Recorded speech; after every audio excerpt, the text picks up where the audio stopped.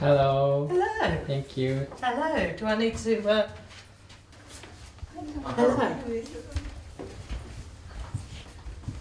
I'm Dawn. Nice to see you. I met you 4 years ago. Well, I wondered whether we'd met In a legacy event. at the legacy event at the. There's a reception, wasn't there? Yes. I thought it might be you. The phrase person-centred originally was coined by the late Professor Tom Kitwood, who was very shocked at the inhumane treatment that he saw people with dementia receiving. And he was coming at this not as a dementia specialist, but as a psychotherapist and a psychologist. And he coined the term person-centred with a direct reference to Rogerian counselling. So this was Carl Rogers, and part of Carl Rogers' approach in counselling was to take the perspective of the person receiving counselling as a starting point. So as a therapist, what you have to do is to try and put yourself in the place of your client and understand the world from their perspective. And if you think about what we do in dementia, that's often what we're trying to advocate in person-centred care. So rather than seeing somebody who is, I don't know, maybe trying to get out of a building as a troublemaker and that they should sit down and behave themselves, actually, if we think that this person can see it's getting dark outside, they're not realising they're at home, they're getting worried that the children may be coming home from school and they won't be there for them. So a lot of what we try and educate people to do who are practitioners in care homes is to try and understand that perspective more clearly. I'd say really, from my perspective, person-centred care gives us a set of guiding principles by which we can interact with people living with dementia. When I was taking forwards the work of Tom Kitwood and trying to make it more accessible for practitioners, I developed a 4-part definition to person-centred care, and those are the guiding principles which we now work to.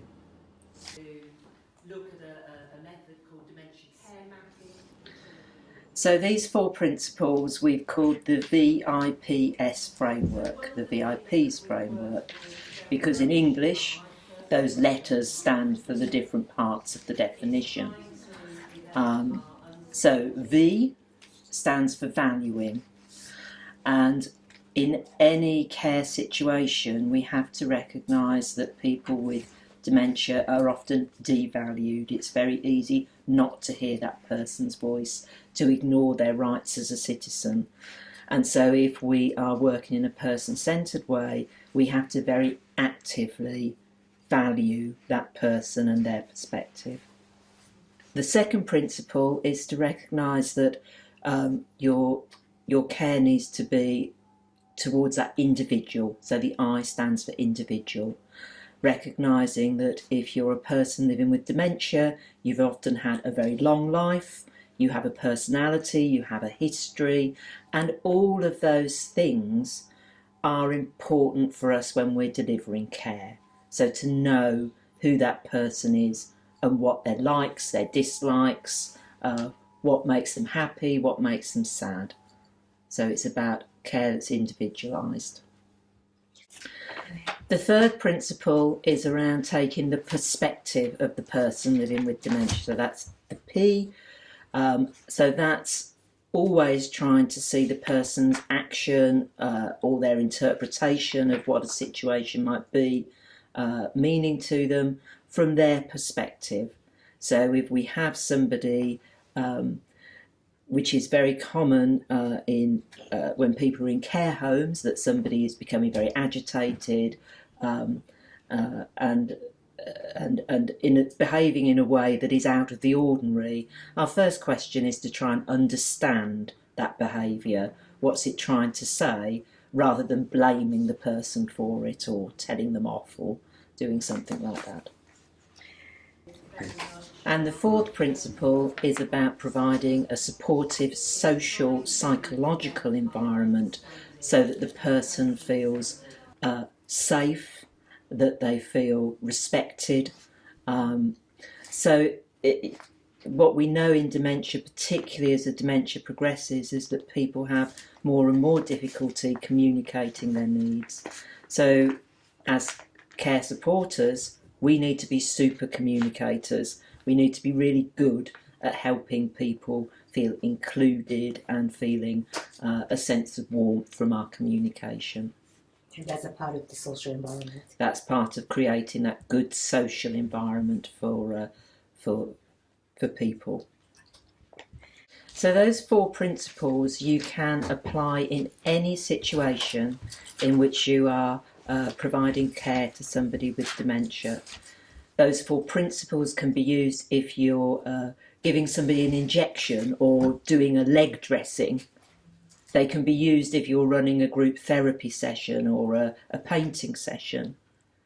Equally, you can be running a painting session which might look person-centred, but actually if it's not valuing, if it's not individualised, if it's not taking the perspective, if it's not providing that good social environment, then that's not person-centred. So it's the way in which we support people rather than the thing that we do that's so important. Not the thing, but the... It's not the... It's the question, I think, originally was, is person-centred just a type of dementia care rather than being a set of guiding principles? And my position would be, this is a set of guiding principles that you apply to lots of different types of care. It's not the care, it's not an individual intervention that is person-centred or not. So is it correct to understand that it's a wholesale idea or ideology, or? For me, it's a set of guiding principles. It's our the way in which we interact with, well, for me, both with people with dementia and people without dementia. Because if we use that as our moral code generally, that we value people, we treat people as individuals, we're interested in their perspective, and we try and ensure that people don't feel isolated and that they can't feel confident to give of themselves, you know. So we try and apply those principles in all of our research, in all of our education, and in our way that we are with each other. I was working as a clinical psychologist in the 1980s with people with dementia and older people more generally, and I was very unsure about what my psychological knowledge could bring to bear on when I was working with people with dementia. So in those days my work was very much around what we used to call behaviour management, which was really about trying to control people's behaviour rather than understand it. And it was when I first heard Tom Kitwood speak about the concept of malignant social psychology that it was like somebody had shone a bright light on my practice, and that made me see my patients with dementia, as I would have called them in those days, in quite a different way. That is the biggest shift that people have to make between old culture and new culture.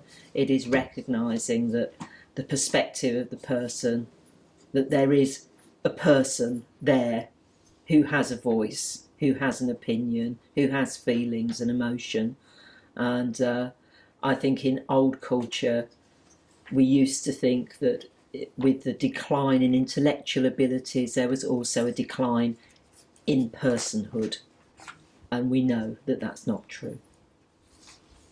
If we're thinking about how people make that shift, it's often at that point where we would say in English, where the penny drops, where the light bulb comes on, and you see a member of staff in a care home or a family carer or a politician suddenly think, oh my goodness, this is a person.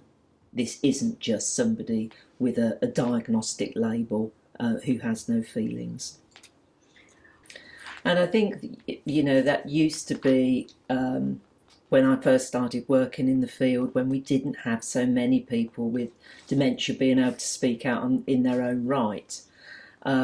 We did used to have to rely on using our imagination or using observation or stories to help bring that idea to life. I think now that we have people who can speak very clearly about what it's like for them, that changes people's hearts and minds much more quickly than we used to be able to do. And it's the way in which we decrease prejudice of any sort, isn't it? You know, the more exposure you have to people who are in the prejudiced against group, the more difficult it becomes to hold on to those prejudiced ideas.